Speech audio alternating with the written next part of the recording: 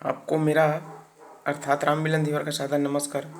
अंजू जी, देखिए, इस दुनिया को देखने से थोड़ा सा मेरे को दुख भी होता है, क्योंकि दुनिया में हर लोग एक दूसरे को चूतिया बनाने के लिए तुले हुए हैं और एक दूसरे के फंसा के अपनी इच्छा पूरा करने के ही लिए इस दुनिया में षड्यंत्र रच रहे हैं। मैं जब से देख रहा हूँ दुनिया को, तो ये दुनिया के लोग बड़े अजीब हो चुके हैं, इतनी स्वार्थी हो गए हैं कि वे अपने इच्छा पूर्ति के लिए दुनिया को चुतिया बनाते रहते हैं। परंतु ये तो अच्छा बात नहीं है। देखिए, लोगों की ज़िंदगी ज़्यादा लंबी नहीं है, कुछ दिनों की है, तो उनको इस तरह से नहीं करनी चाहिए और लोगों को समझना चाहिए कि नहीं भाई, हमको ऊपर वाले ने क्यों भेजा है और दुनिया में किस तरह से जीना चाहिए। ये सब उनकी थिंकिंग नहीं है। इन लोग की विचारधारा पूरी तरह से बदल चुका है। इनको ये समझना चाहिए कि जैसे अपन एक मोमबत्ती लेते हैं और उस मोमबत्ती को जला देते हैं। देखिए, जलते जलते कुछ टाइम के बाद वो मोमबत्ती बुझ जाती है। ठीक इसी तरह से हमारी भी ज़िंदगी है। हम कुछ दिनों के लिए इस दुनिया में आए हुए हैं और कुछ दिन के बाद हमारा एक्सपायर्ड हो जाएगा, हम इस दुनिया से चले जाएंगे। तो हमें इस तरह से एक दूसरे के दिल को, एक दूसरे को लूटने को, ये दुनिया भर के षड्यंत्रकारी दुनियादारी हर एक चीज़ को नहीं करनी चाहिए।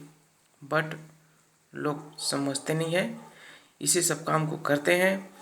तो इससे और दुख होता है कि इतने पढ़े लिखे लोग, इतने अच्छे अच्छे लोग दुनिया में पता नहीं कितने गंदे तरीके से एक दूसरे को फंसाने की और दुनिया भर के साजिश में पड़ जाते हैं। यहाँ तक कि लोग अपनी इच्छा के लिए किसी को मार देना, मर्डर कर देना, कई कराते अपहरण, अत्याचार, न जाने कितने प्रकार की यहाँ अपराध कर डालते हैं। परंतु ऐसा नहीं करना चाहिए। उनको समझना चाहिए कि इसलिए हमको ऊपर वाले ने पैदा नहीं किया कि ये सब दुनिया भर के करें। और बात ये भी है कि यहाँ सही लोगों का जीना दूभर है। जो सही लोग अगर जीना चाहेंगे तो उसके लिए एक प्रॉब्लम खड़ा हो जाती है।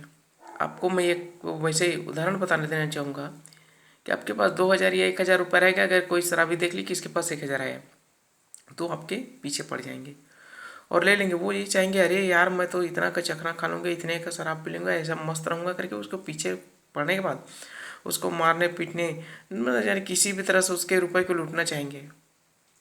क्योंकि मेरे साथ एक बार ऐसे हुआ है।